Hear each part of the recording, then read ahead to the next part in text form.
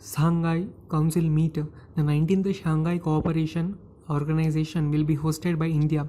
As per the protocol, all heads of the government would be invited for the event.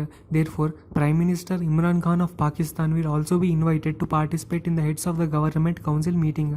What kind of the grouping is the SCO? After the collapse of the Soviet Union in 1991, then the security and the economic architecture in the Eurasian region dissolved into new structures had to come up. The original Shanghai Cooperation consists of 5 members, that is China, Kazakhstan, Kyrgyzstan, Russia and Tajikistan. The SCO was formed in 2001 with Uzbekistan included. It expanded in 2017 to include India and Pakistan. The SCO, which has its headquarters in the Beijing, both headquarters and secretary, holds summits of the heads of the states as well as the heads of the government meetings annually in the member countries. The event will bring together the leaders from the 8 SCO members. Who are the 8 SCO members? Initial members plus newly added members. Initial members who Uzbekistan, Russia, China, Tajikistan, Kyrgyzstan plus India and Pakistan. Under what circumstances did India enter the Shanghai Cooperation Organization?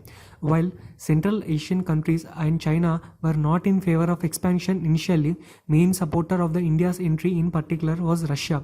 Russia wanted India to be entering into the SCO. A widely held view is that Russia's growing unease about an increasingly world power China prompted it to push for its expansion. From 2009 onwards, Russia officially supported India's ambition to join the SCO. China then asked for its all-weather friend Pakistan's entry.